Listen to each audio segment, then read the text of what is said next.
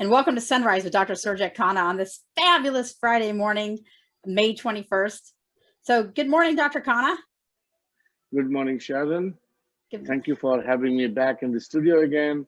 And thank you, all the young adults, those who are going to listen to this or will be listening to this show, because we are trying to make this show more for them so that they know exactly what are we offering in this Returning Youth Initiative. I like your strategy, Sharon. So what do you have today so that we can share this with the young adults? Yeah, so first of all, for those of you who are meeting Dr. Khanna for the first time, so he is a youth advocate and an attorney. He launched his initiative, Dr. Surajit Khanna's post-incarceration juvenile justice reform initiative, which we now call Returning Youth. I'm sure you're all grateful of that. To basically help post-incarcerated juveniles and young adults. His goal is to, create something that gave you all who are listening, who are there or been there, an opportunity to have a self-sustaining, productive life, so that you're not going back and you're lost and, end up going back into prison because nobody was there to hold your hand through the process.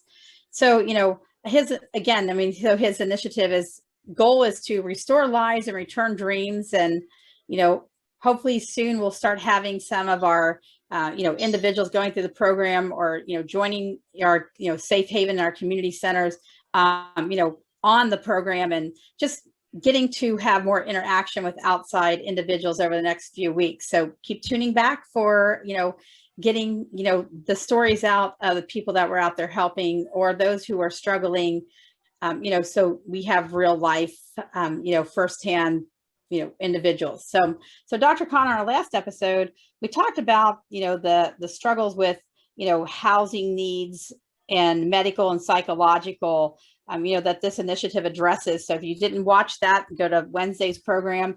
And then a few episodes back, we talked about the issues with education and the needs and struggles, today.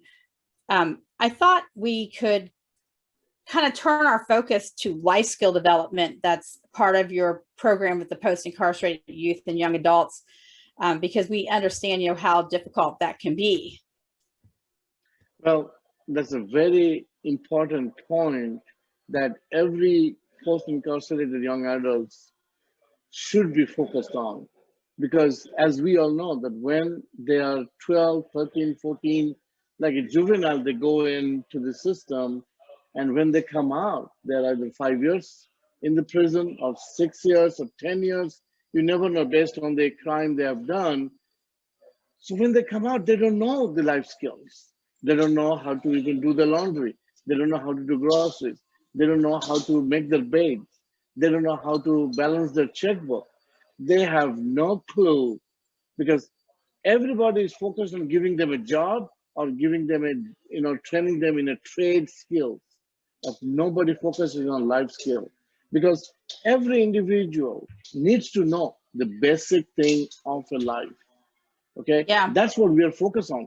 And Sharon, what we have done, as you know, from Stroudsburg, Pennsylvania, we have assigned a case manager to every individual, just like a guidance counselor. So the case manager can take adequate measures to make sure that the individual gets the life skill training. The individual knows how to do the laundry. The individual knows how to fold their laundry. The individual knows how to organize their cabinet. The individual knows how to go for shopping. Okay, so all these basic things, okay, it's not a rocket science for us, but it is definitely a challenge for them because when they come out, they don't know how to do all those things. So that's what, and also hygienic. Okay, we are talking about hygiene, being hygienic, proper nutrition diets, proper all those things. This is what we focus on the life skill. And you really, Sharon, touched the right point for the audience to listen here, that we might think it's a small thing, but it's not a small thing. It's a bigger thing because they don't have a way of communicating. They don't know how to even communicate with others. Okay, Yeah. we will teach them, or we do teach them how to communicate, how to share their feelings, They didn't have anybody to talk to them. Okay, Yeah. so those are the elements. So don't you think it is a necessary element for any individual to know the basic life skills? It is. And in fact, the sad part is in our society as a whole, I think a lot of those things are getting lost. You know, probably before a lot of these kids even went into the prison system, they were in a situation where maybe they didn't have a real great home life. And not all of them, by all means, there are a lot of them have a very supportive home life, and they still just make 1 minute of one poor decision that affects the rest of their life. But there are a lot of them that, they're running the streets. They're doing all these other things. That they haven't even gotten that. And their ways of a meal is fast food every single day. Well, when they're starting out on their own for the first time, and they're getting, they move into, let's say our home of hope, and, they're taught how to help with the meals, how to plan a meal, how to plan the grocery list, how to look what's in the cupboard, all that type of stuff. Because for a lot of them, even before they went into prison, that wasn't there. Or you take a child who gets arrested at the age of 12, 13, 14, you put them in prison, they come out at the age of 25, they lost any opportunity to even just see that growing up and be, part of that in their own home. So they have to learn those skills, because, when they're out and we make them a successful adult, they have to be able to be successful in every area of their life. I mean, just even so much as, the kids come out and they get a phone given to them.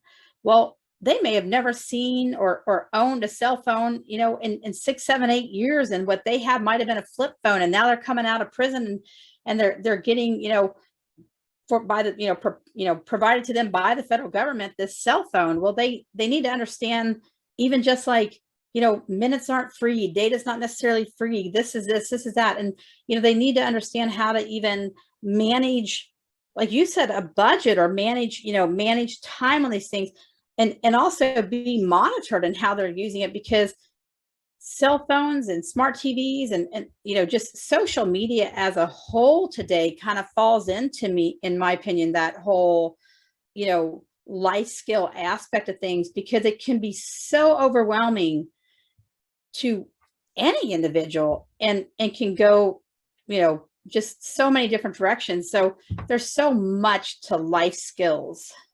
Absolutely, Sharon. I think, I've been even thinking, which we spoke many times, we might want to have a life skill university, so that's something where, a lot of individuals like this, they need to be trained, disciplined, and also how to interact with others. Yeah. Okay?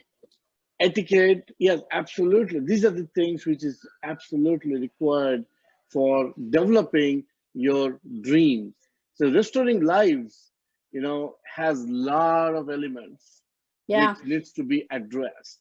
And the hard part is if they were somebody who was kind of that quiet follower their whole life, even through the incarceration process, and they come out and still become that quiet follower, that can be detrimental to them if they don't learn that it's okay to have a voice, it's okay to have an opinion, it's okay to speak, but you have to do it in a certain way, and it has to be in the right timing and context. And we talked a lot about, like, even the psychological aspect of things, and that's the other thing I think sometimes that people don't realize is media nowadays, whether that's social media or TV or whatever, there's just a lot of noise out there.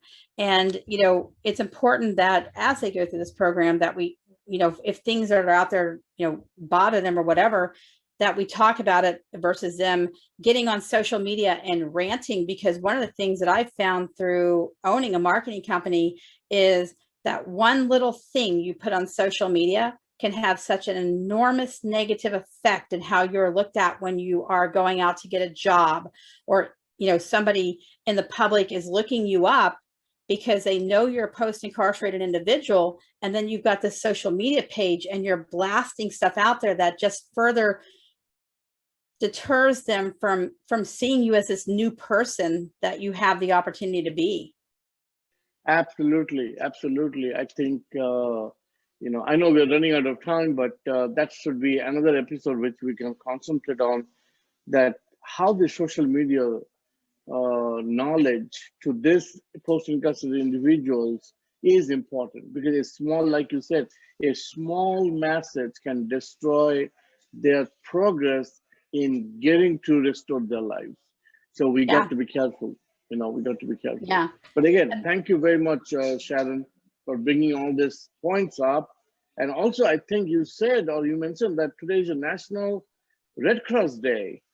So, this is also a good time for life skill training, because a lot of post-incarcerated individuals don't know that they can contribute or they can donate their blood, so that a lot of other people can be helped.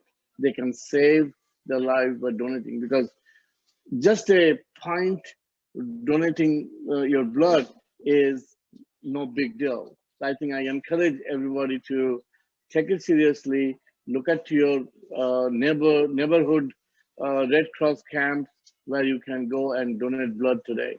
So, Yeah. you have anything to say on Red Cross, National Red Cross Day, Sharon? I mean, I am a blood donator. I just actually got a letter from the other day that said I could donate again after June 6th. So, they're constantly out there. I think the other thing that, Red Cross provides so much is that, you have a person who has a fire in your community and loses their home and they're displaced. Red Cross is right there to hop in. So, I mean, they're out there to help, anybody and everybody in their time of need.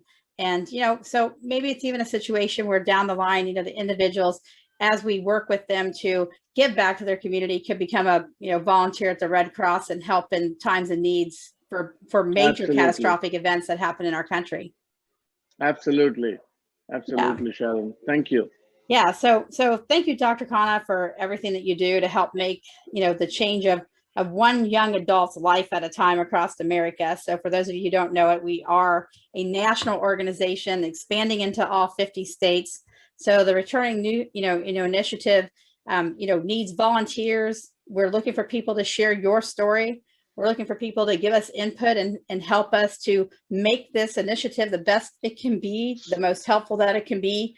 And, as everybody, we're going to, give you the same spiel we do for everybody. In order for this to grow, we need your help and we need your donations. So returningyouth.com is our website. Returning Dreams campaign is our fundraiser. And you can click at the top of the page to donate. And then also, fill out the contact us section and let us know how you want to help get involved. So, everybody can help us to grow and help, as many post-incarcerated young adults and youth as we can. So, thank you for joining us today. And Dr. Khanna, thank you too. Thank you very much, Sharon. It's wonderful. We'll see you next week again.